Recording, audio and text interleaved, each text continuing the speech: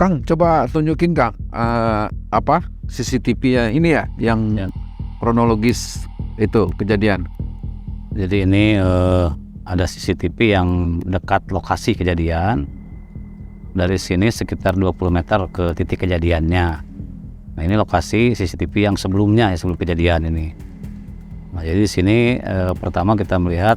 Jadi pertama yang jalan nih kan mobil putih sedan nih ya. Ini sedan polisi ya. Terus ada banyak termasuk Innova lewat ya. Diikuti beberapa mobil anggota juga itu ya. Nah tiba-tiba setelah habis mobil rombongan itu lewat, terus kejadian ada kelihatan yang sedang duduk itu dia menoleh ke tempat kejadian, dan ada beberapa motor yang juga berbalik arah, seolah-olah dia melihat kejadian sesuatu atau kecelakaan di tempat itu.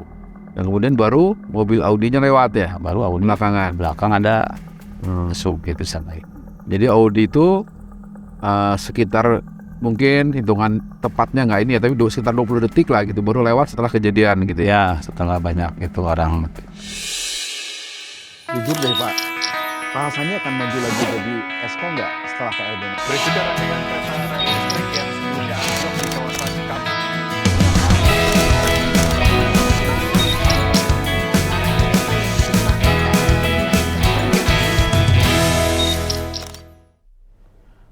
Good people, belum lama berselang terjadi kecelakaan lalu lintas yang menimbulkan korban mahasiswi Fakultas Hukum Universitas Surya Kencana Cianjur.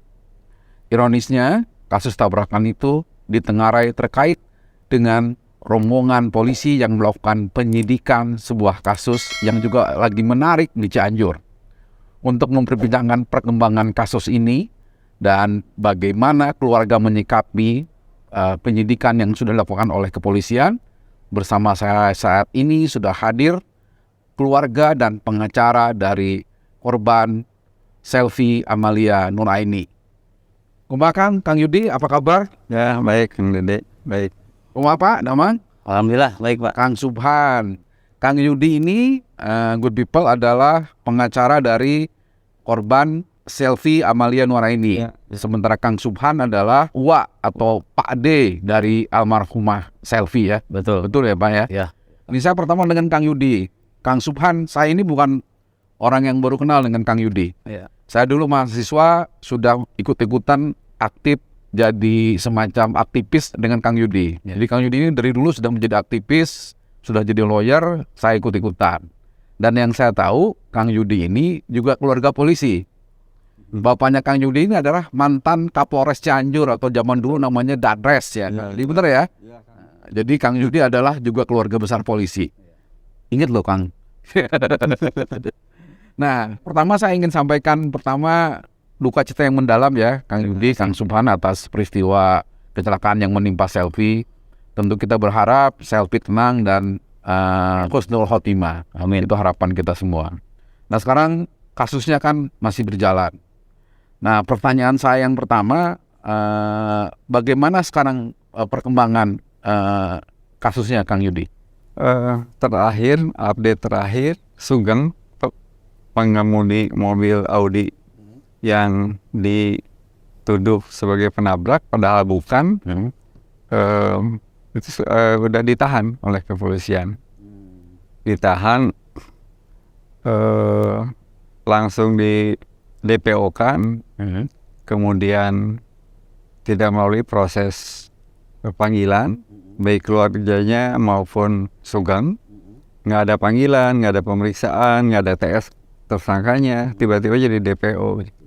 Nah ketika dinyatakan dipublish di berbagai media malam itu jam 7 udah di DPO-kan gitu. Saya juga kaget karena waktu itu kita dengan keluarga dan juga dengan Sugeng mau mengatakan Sugeng itu pagi hari, bukan ditangkap atau apa, bukan menyerahkan diri, mau klarifikasi aja. Karena di pandangan saya dan keluarga, Sugeng itu saksi kunci. Tapi Yudi, sebelum kita ngomong ke materi perkara, saya mau nanya dulu, gimana awalnya ceritanya Kang Yudi bisa menjadi pengacara dari keluarga Selvi sekaligus pengacara dari Sugeng? Ya. Ini kan yang satu korban, yang satu kemudian jadi tersangka. Ya. Pertama dari keluarga Selvi ya. Ya memang keluarga Selvi waktu dan dari Sivitas Akademisi Unsur agar saya ikut bantulah, membantu paling tidak menjadi juru bicara lah, membongkar kasus ini karena menurut keluarga dan teman-teman di kampus ini ada sebanyak keganjilan gitu. Jadi ketika setelah kejadian itu 3 hari nggak ada gerakan apa-apa. Setelah anak-anak mengadakan aksi baru turun. Kang Yudi itu berarti dosennya almarhumah? Ya, saya wali kelasnya. Oh, wali kelasnya. Dosen lagi saya wali kelas yang bimbing tiap hari karena dia juga mau jadi notaris, mau jadi advokat. Cita-citanya jadi notaris. Ya, dia pengen magang di YLBHI, pengen magang di Kontras kayak gitu. Dan jadi aktivis lah ya, kita bimbing gitu. Jadi ada hubungan yang bagus lah dengan anak didik saya Selvi itu. Dengan korban. Ya, kemudian keluarga korban juga kedatangan pihak Sugeng dan minta agar Sugeng itu juga diberi perlindungan hukum. Sugeng dan keluarganya waktu itu dalam posisi bukan tersangka, ya, tetapi posisinya sebagai saksi. Tadinya Sugeng itu adalah saksi kunci kita. Iya, jadi saya kuasanya dalam konteks mau menyerahkan Sugeng ke LPSK gitu. Oh, Nah, kita udah hubungan dengan LPSK ya, tapi ya LPSK hingga saat ini belum turun ke Cianjur. Kita udah ngehubungin LPSK dan udah terdaftar namanya Sugeng di LPSK. Jadi dalam konteks itu kan, gitu. Nah sekarang Sugeng tersangka, ya kita nanti ngobrol dengan keluarga apakah kita nanti tampil atau tidak gitu. Jadi itu kan saya nggak mau lah masalah kebenaran keadilan tertutup oleh hal yang formal. tapi sampai sekarang Kang Yudi ini masih statusnya adalah pengacara dari korban Selvi, keluarganya ya, dan Sugeng Sebagai saksi kunci, sebagai Sugeng sebagai saksi kunci iya yang ngedampingin. tadinya mau membuka kasus ini, Iya, tapi kemudian jadi tersangka. betul. Oke Kang, nih saya ingin nanya dulu ke Kang Subhan. Ya. Kang Subhan, saya ingin nanya, Selvi Ya. keseharian itu seperti apa? Cita-citanya apa ini almarhumah ini? Ya, sebelumnya saya berterima kasih Kang Dede ya sudah bisa hadir di sini dan barangkali nanti bisa menjelaskan sedikit banyak mengenai Selvi dan kronologisnya ya. Jadi Selvi itu saat ini sudah habis semester 1 ya, mau masuk semester 2 di Fakultas Hukum Universitas Surya Kencana. Nah keseharian memang anak ini termasuk dibanding dengan yang lainnya ya, yang saudara-saudaranya itu dia lebih lincah, lebih kreatif ya. Sekarang pun udah belajar dia sedikit-sedikit usaha online lah ya di bidang makanan gitu ya. Nah kemudian kalau sesama saudara yang lain lebih dekat gitu, termasuk dengan saya sendiri, dengan anak-anak saya juga, Selvi itu bisa dikatakan lebih familiar ya dibanding yang lain. Kemudian juga prestasi di sekolah dulu juga di SMA Ciranjang ya. Kemudian sekarang di Unsur ini barangkali bisa dikatakan lebih menonjol Pak Ibu. Selvi ini anak keberapa dari berapa saudara, Kang? Jadi Selvi itu anak kedua dari 3 bersaudara. Anak Ya tengah-tengah. Kebetulan anak kembar Pak itu Pak. Oh kembar. Ya, Selvi itu kembar. ya ada Selpa namanya. Oh Selva, saudara kembar. Yang ini adalah Baru tahu. kakaknya Selvi betul ya. Bener nggak Selvi itu sekarang sebelum meninggal ya, selain kuliah, Ya. itu nyambi atau kerja sebagai kasir. Kasir di mana? Betul Kang Ade, kebetulan kan kalau rumah Selvi itu di Ciranjang ya tempatnya. Kemudian dia kuliah di Unsur Cianjur. Nah bibinya itu buka rumah makan ya, Oh, ikan bakar Rawabango namanya itu. oh. Nah sehingga untuk lebih dekat kuliah dan barangkali juga dia ingin belajar usaha, makanya disuruh sama bibinya. Udahlah sambil bantuin bibi di sini, tidurnya pun di sana juga seringnya ya, nggak ke rumahnya. Jadi kasir rumah makan gitu Pak Kang Dede ya. Tadi kata Kang Yudi, Selvi itu cita-citanya ingin jadi pengacara. Notaris lah, notaris yang sering. Oh, ingin jadi notaris. Jadi sering ke saya itu, Wak nanti Mas Selvi kalau udah lulus ini mau kuliah notaris katanya, mohon dukungannya gitulah dari sekarang. Ya saya jelaskan juga gitu. Jadi yang rajin-rajin lah sekolahnya biar cepat lulus, cepat nanti kuliah S2 notaris. Saya bilang, Pak, ya sering sekali itu ngobrol saya itu mau jadi notaris, tiap ketemu aja itu mau jadi notaris gitu ya. Jadi itulah mungkin yang kadang-kadang saya juga kemarin-kemarin aja sering ketemu gitu ya, tahu-tahu hari Jumat itu udah hanya ketemu. Kalau itu saya Kamis, terakhir Kamis tuh, Jumat itu udah saya lagi di jalan ada yang nelpon, gitu langsung saya ke rumah sakit dan sudah mendapatkan selfie sudah di kamar jenazah gitu. Oh, jadi ini ceritanya Bapak sudah mulai masuk ke bagaimana pertama kali mengetahui kejadian ini. Betul, Pak. Nah, itu dari siapa, Pak, informasi pertama dapat? Nah, awalnya saya dapat informasi dari bibinya yang satu ya. Ada lagi bibinya. Kebetulan bibinya ini dosen juga di Universitas Surya Kencana dan dekat dengan posisi rumah sakit. Nah, jadi waktu itu ada kakaknya yang ada di Rawabangun juga dekat dengan lokasi kejadian. Itu ditelepon itu pertama kali itu ya. Yang telepon itu siapa? Dari pihak Kepolisian? katanya itu ada ya. Ya menyatakan bahwa ada kecelakaan atas nama Selfie. Nah, kakaknya itu namanya Irfan Sopian ya, berangkat ke lokasi kejadian. Di sana sudah tidak mendapatkan karena sudah dibawa oleh ambulan katanya. Kejadian itu di Jalan Raya Bandung. Jalan Raya Bandung itu di sekitar desa Sabandar itu namanya ya. Di tengah-tengah antara rumah dan kampus ya? Ya, antara Cianjur gitu ya. Ya itu kan dari Irfan diinformasikan ke itu dulu ke adik saya atau ke bibinya. Nah dari bibinya, dari Isma namanya, ke saya nelpon. Saya mau arah ke daerah Ciranjang, waktu itu ada keperluan lain. Saya juga kaget kan, langsung balik mobil dan melewati tempat kejadian. Memang sudah tidak ada di sana. Akhirnya saya tiba juga di rumah sakit dan sudah pada ngumpul lah, udah pada ngumpul. Ya, tidak ada waktu di rumah sakit itu. Sudah tidak ada ya, ada bibinya semua. Selfie sendiri hari itu tuh pulang dari kuliah ya? Sebetulnya bukan dari kampus, Pak, justru dari arah Rawabangun ya, ke menuju Cianjur. Jadi mau kumpul dengan temannya di kampus itu. Ada mungkin acara-acara kelompok kerja dan lain-lain. Nah, itu arahnya dari arah Bandung ke arah Cianjur, tepat di pertengahan terjadi kecelakaan itu. Oke, Kang. Berarti polisi yang mengabarkan kejadian peristiwa tabrakan itu. Ya. Nah, terus selanjutnya bagaimana nih sehingga kemudian kasus ini kemudian keluarga mengurus jenazah, kemudian dipisum, kemudian dimakamkan langsung, tidak ada langsung dimakamkan. Ya, dari rumah sakit, kemudian waktu awal datang kan itu masih belum diapa-apain ya, masih pakai helm gitu kan, terus muka juga sudah banyak darah gitu ya, terus kepala juga saya tidak lihat langsung di situ karena inilah nggak tega juga. Nah itu selanjutnya mungkin diurus oleh pihak rumah sakit, dipisum, kemudian dimandikan dengan pihak keluarga. Ya kalau saya tidak ikut memandikannya karena laki-laki, oleh ibunya sama neneknya juga ikut. Nah kemudian dikapanin di sana di rumah sakit, lalu dibawa ke rumah korban di Ciranjang, lalu dimakamkan gitu. Gitu. Nah, terus cerita dari polisi ketika menjelaskan kepada keluarga, siapa yang nabrak pertama kali yang keluarga tahu? Nah sampai detik malam penguburan itu belum ada kabar, Pak. Jadi polisi yang tadi itu hanya mengabarkan itu ada kecelakaan saja, tapi selanjutnya tidak ada kabar sama sekali. Tidak ada sekali. Dan waktu itu ternyata ada ini, Pak, ada di medsos itu yang menunjukkan ada terjadi kecelakaan.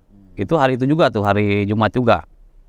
Rame bahwa di situ kata-katanya kan ada terjadi kecelakaan di jalan Raya Bandung itu ketika ada iring-iringan intansi, itu bahasanya gitulah, tidak ada istilah yang lain-lain ya. Nah, barangkali kalau saksi yang di tempat kan udah pada mengerti siapa iring-iringan tadi gitu ya. Jadi rame. Iring-iringan polisi itulah. Ya, jadi muncul rame lah di medsos itu sampai hari Sabtu itu pagi ya.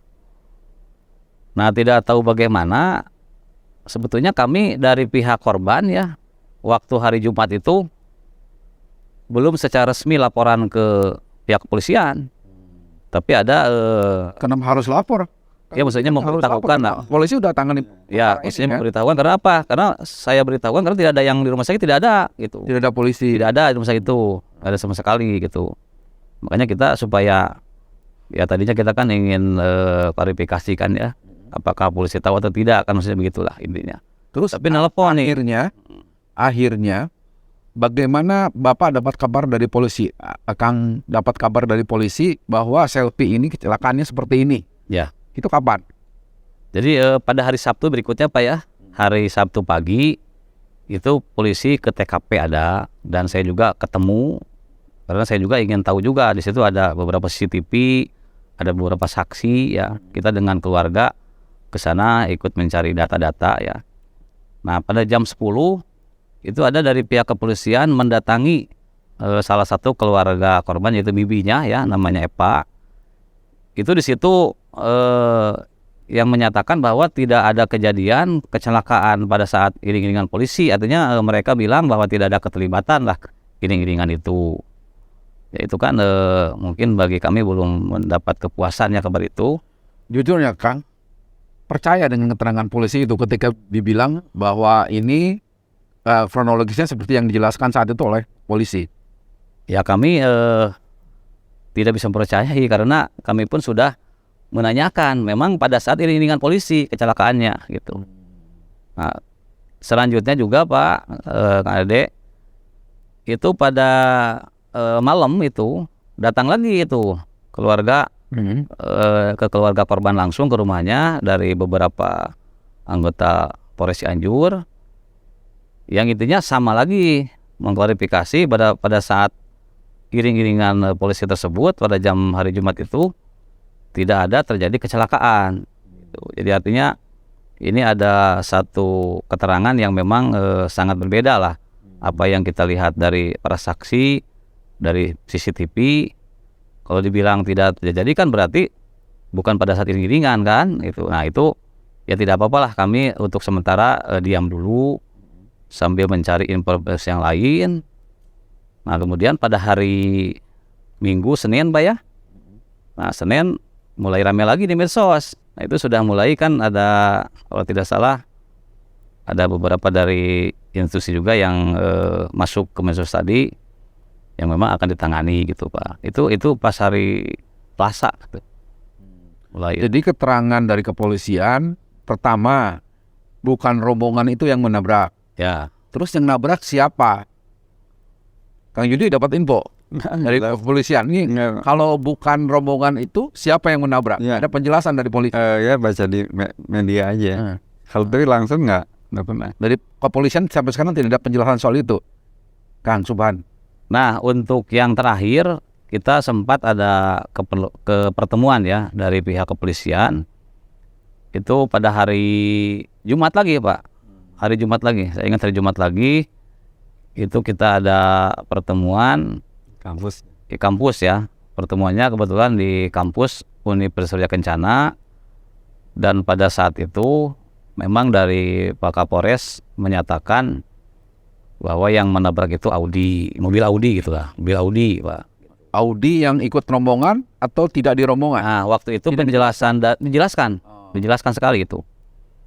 Jadi menurut keterangan Pak Kapolres itu bahwa pada hari Jumat menerangkan kepada keluarga mereka berdasarkan mungkin analisis dan lain-lain lah dari saksi-saksi mereka yang miliki menyatakan bahwa ada mobil Audi yang mengikuti iring-iringan dan itu dikatakan sebagai penyusup. Artinya iring-iringan yang tidak resmi menyusup dari luar masuk ke rombongan iring-iringan kepolisian itu waktu itu beritanya langsung Dialah yang menabrak dan dialah yang katakan menabrak. Betul, itu langsung di depan saya. Kang Yudi kan kemudian ternyata yang disebut penabrak itu Sugeng ketahuan namanya belakangan adalah sopir Audi. Ya. Bagaimana ceritanya Sugeng bisa kenal atau berhubungan atau kemudian menjadi kliennya Kang Yudi? Ya, Sugeng dan Ibu Nur ya. Ibu Nur. Ibu Nur dan Ibu Nur itu yang sekarang disebut sebagai istri Siri Kompolda. Iya, datang ke Cianjur mau ke kantor polisi gitu. Kemudian dia ngundang jumpa pers dengan wartawan di yang ada di Cianjur itu banyak sekali yang datang gitu. Nah, saya diundang hadir di situ karena ada, menurut saya ini saksi kunci yang kita cari selama ini kan memang supir Audi gitu, karena menurut kita memang bukan Audi. Nah, kita datang ke sana, bertemulah dengan dengan Sugeng. Nah, Sugeng mau datang ke kantor polisi. Ya kata besok aja pagi, mending kita selesaikan dulu dengan LPSK, biar nanti didampingi oleh saya dan kawan-kawan ke LPSK sebagai saksi yang harus dilindungi gitu. Kita udah teleponan dengan salah satu anggota di LPSK dan udah diterima formulirnya. Nah, malamnya dari kita sampai maghrib lah sekitar jam. Sebentar Kang, itu penjelasan di jumpa pers itu dari Bu Nur sama Sugeng intinya apa? Satu, bahwa dia tidak menyusup. Tidak menyusup, Ya, tapi ada suaminya di situ. Jadi intinya di rombongan polisi ya, itu. suaminya ngasih akses untuk masuk ke rombongan. Itu satu. Yang kedua, bahwa dia tidak menabrak nih. Nah, dia dengan membuktikan ada video ketika kejadian dia dikerumuni massa dan dia masa akhirnya bubar karena tidak ada cacat di mobil itu. Jadi dia dua poin ini yang menurut saya disampaikan pada saat itu. Pada saat jumpa pers oleh Sugeng dan Bu Nur. Iya, dan itu memang inisiatif mereka. Dan selanjutnya minta bantuan hukum. Ke saya udahlah ke LPSK dulu. Jadi waktu itu saya ngasih kuasa sebagai orang yang akan pergi ke LPSK, ke kantor polisi sebagai saksi kan. Kalau waktu udah ada LPSK ya digarap sama LPSK kan gitu. Lalu setelah itu Sugeng sama Nur diperiksa polisi. Nah, Pers itu berapa hari setelah jumpa pers, Nur tuh rencananya tidur di rumahnya keluarga. Kan aneh ya, korban sama penabrak gabung di keluarga gitu. Nah, kemudian tiba jam 7, jam 8 ada rilis dari Pak Kapolres bahwa Sugeng udah menjadi DPO. Ya, kita lihat konfrontasi Buser dan sebagainya udah mau nangkap Buser. Itu kan kalau kita menyembunyikan DPO kan juga kita. Dan saat itu Sugeng sama Kang Yudi. Iya, dengan keluarga gitu. Kita mau keluarga korban malah gitu. Dia kan memang begitu kita udah tahu banyak yang mau nangkap gitu di DPO kan.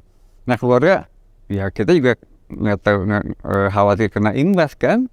Benar atau salah ya kita hormati, udah datang aja ke kantor polisi gitu. Akhirnya Kang Yudi nganter Sugeng ke kantor polisi. Ya. Ibu Nur kemana? Nah, itu Ibu Nur tuh setelah pada maghrib ya, dia minta keluar dari rumah. ya, Hari itu Pak, hari Jumat malam. Jumat malam. Kemarin ya itu.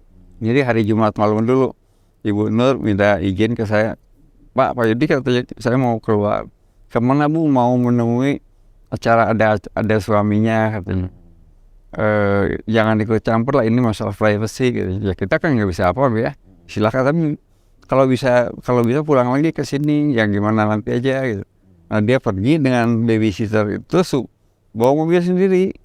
Nah, dari situ hingga saat ini saya nggak punya kontak lagi. Jadi Bu Nur itu setelah itu menghilang kontaknya. Ini nggak ada kontak dengan kita. Nah, kemudian diperiksa polisi, apa yang dinyatakan sekitar jam 5 dengan dinyatakan di BAP jam 7 bertolak belakang.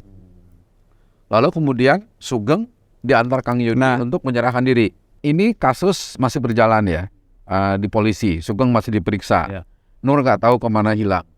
Kita nggak usah ikut urus kasus selingkuh dan sebagainya ya. Itu ranahnya mudah-mudahan polisi bisa menyelesaikan lah gitu. Pertanyaan saya adalah, kalau tadi Kang Yudi, Kang Subhan juga meragukan penjelasan polisi, lalu versi mana yang menurut Kang Yudi dan Kang Subhan yang benar? Apakah sudah mencoba nanya ke para saksi di sekitar TKP? Gimana tuh Kang Subhan? Dengar-dengar dari orang di sini sepertinya kejadiannya seperti apa? Dari kalau yang saya dengar ya dari beberapa saksi yang langsung kita tanyai, itu mereka bilangnya itu bahwa tertabraknya itu ketika iring-iringan. Nah, tetapi pas saya tanyakan bahwa apakah Audi yang menabrak, kalau Audi katanya masih di belakang. Sedangkan Dan Kang Subhan punya CCTV ya, yang memperkuat pernyataan itu. kalau CCTV yang langsung menyorot itu nggak ada ya, tapi kita lihat dari indikasi CCTV ketika di daerah sekitar Kawan Baru itu ada CCTV dan ada orang yang sedang makan mie ya. Nah tiba-tiba dia menoleh ke sebelah Ke peristiwa ya, kejadian itu. dan ada motor yang berbalik arah. Nah tetapi Audi masih di belakang gitu, masih ada sekitar beberapa detik lagi, Jadi di CCTV itu Audi itu jauh dari rombongan itu. masih jauh dari yang Dan itu. setelah peristiwa tabrakan itu, baru Audi lewat. Baru udah lewat. Itu ya, betul, ya. CCTV yang punya Kang Subhan. Ya. Nah, kalau Kang Yudi, itu saya pernah baca nih, itu pernah nyebut kecurigaannya bukan Audi. Yakin bukan Audi, tapi adalah mobil Innova yang ada di rombongan itu. Kang Yudi punya bukti nggak? Ya kita punya punya CCTV kan, dan beberapa saksi gitu yang sudah sampaikan kepada pihak kepolisian, tapi ya haknya pihak kepolisian untuk menerima atau tidak kan gitu. Kami masih di dalam CCTV yang kita kumpulkan itu mobil Kijang Innova itu, ya itu polisinya bukan polisi yang itu yang lagi bertugas negara. Nah itu Kijang Innova. Gitu. Pas kejadian juga kan 1 kali, 2 kali, 3 kali, 4 kali ini kejadian gitu. Nah Audi masih jauh. Nah jadi ada di dalam rombongan dan ada di CCTV tadi yang Kang Subhan punya. Ya. Dan ada di TKP-nya Wawon, si pembunuh berantai itu. Oh mobil itu. Innova itu. Ya dan ada cacat gitunya, ada cacatnya, ada bekas tabrakannya. Ya makanya kenapa itu audit dah. Jadi 2 mobil dong harusnya kalau mau fair itu diaudit dua-duanya. Nah kita kan nggak pernah diaudit. Jadi yang mengarah ke Audi aja yang disampaikan. Jadi keluarga, lawyer minta polisi mengaudit bukan cuma Audi, tapi mobil Innova yang dalam rombongan polisi. Iya, diaudit bener nggak coretannya. Dan itu tidak dilakukan oleh Polres Cianjur hingga sekarang enggak kan? Atau paling tidak ngasih tahu ke kita gitu. Biar fair ya. Jadi kita juga nggak curiga ke kepolisian gitu kan. Nggak kesana gitu. Tapi kan kalau kita masih hari ini masih berpendapat hasil kita itu Innova gitu. Jujur nih Kang Yudi sudah lihat belum mobil Audi itu? Ada nggak cacatnya di situ? Nah, gara-gara tabrakan atau saya nabrak sel? Ya saya laporan dari teman-teman, ada fotonya juga, tidak ada cacat. Tapi katanya dari pihak kepolisian cacatnya di bawah ban ya Pak. Di ban. Nggak apa-apa gitu. Dan yang kita pertanyakan hari ini beberapa kali mengatakan itu mobil Audinya A8. Nah sekarang jadi A6. Apakah kan beda seri ya? Beda. Itu kan berarti beda mobil gitu. Beda harga juga. Beda. Kan itu juga harusnya dijelasin kenapa begitu gitu. Nah kita kan tambah kecurigaan ini ada apa? Kok jadi mobilnya? Dan dalam mobil BAP ini keterangan resmi ya. Dia tidak mengenal mobil itu sebetulnya si Sugeng itu. Kang, coba tunjukin Kang CCTV-nya ini ya yang kronologis itu kejadian. Jadi ini ada CCTV yang dekat lokasi kejadian. Dari sini sekitar 20 meter ke titik kejadiannya. Nah ini lokasi CCTV yang sebelumnya ya, sebelum kejadian. Nah jadi di sini pertama kita melihat. Jadi pertama yang jalan nih kan mobil putih sedan nih ya. Ini sedan polisi ya. Terus ada berarti masuk Innova lewat ya. Diikuti beberapa mobil anggota juga itu ya. Nah tiba-tiba setelah habis mobil rombongan itu lewat terus kejadian. Ada kelihatan yang sedang duduk itu dia menoleh ke tempat kejadian, dan ada beberapa motor yang juga berbalik arah, seolah-olah dia melihat Kejadian. sesuatu atau kecelakaan di tempat itu. Kemudian baru mobil Audi-nya lewat ya. Nah, baru Audi Belakangan. belakang ada masuk gitu sana. Jadi Audi itu sekitar mungkin hitungan tepatnya nggak ini ya, tapi sekitar 20 detik lah gitu baru lewat setelah kejadian gitu ya. Ya, setelah banyak itu orang. Ketika menyerahkan diri, Kang Yudi dan teman-teman penasihat hukumnya Sugeng mendampingi. Ya, dampingi sebagai saksi kunci kita. Lalu mereka langsung diperiksa atau besok Langsung diperiksa sebagai tersangka. apa aja sih poin pemeriksaannya? Ya, poin pemeriksaannya inti Sugeng dia tidak menabrak. Dia konsisten dengan apa yang dia ucapkan, baik ke media massa maupun ke kita gitu. Jujur Kang Yudi ya, berarti Kang Yudi menangkap ada kejanggalan dalam penetapan Sugeng sebagai tersangka. Karena kan tidak melalui proses dulu pemanggilan sebagai saksi, proses penyelidikan tidak berjalan dulu, tapi ujung-ujung jadi tersangka. Ya, saya secara formal dan materi memang banyak cacat hukum ya. Tapi kita nggak bisa disampaikan di sini banyak hal yang memang Kenapa nggak bisa disampaikan Kang? Memang ada tekanan ke Kang Yudi. enggak juga. Keluarga polisi, ada Enggak. mantan anaknya Kapolres. Bukan terlalu teknis masalahnya. Tapi poin-poinnya misalnya DPO kan. Kok tiba-tiba DPO? Belum pernah dipanggil Belum padahal. pernah dipanggil. Padahal biasanya kan 3 kali pemanggilan, Ya. ini datang baru DPO. Enggak, TSK dulu, tersangka dulu. Udah tersangka baru di DPO kan. Kalau dipanggil udah tersangka dipanggil nggak ada baru tersangka. Nah, ini kan tiba-tiba DPO. Kalau DPO langsung siapa yang menyebutkan DPO kan kena sanksi hukum. Termasuk saya, wah ini saya di-setting lagi gitu. Lalu terakhir Kang Yudi mendampingi Sugeng kapan? Ketemu Sugeng? Ya sekarang juga masih mendampingi. Terakhir yang diceritakan Sugeng apa? Ya, Apa dia mendapatkan tekanan atau akhirnya dia dipaksa untuk mengaku sebagai pelaku penabrak? belum. Seperti apa? Sampai saat ini masih konsisten. Belum. Konsisten bahwa dia bukan pelaku. Ya, nah kalau kita tidak dampingi kita khawatir masuk orang beda lagi ceritanya. Jadi kita kita dampingin terus, dan itu memang keluarga juga minta kita dampingin sih kan, karena di mata keluarga tidak mau ada korban lanjutan gitu. Kang Subhan, ini Ya. saya mau nanya ke keluarga dari Polres Cianjur atau dari pihak kepolisian, ada yang sempat datang belum? Udahlah keluarga, ini kan musibah, ini kecelakaan, kita anggap musibah, ya udah kita akhiri supaya tidak terus mempersoalkan ini gitu kan. Ada nggak yang datang seperti itu, meminta seperti itu?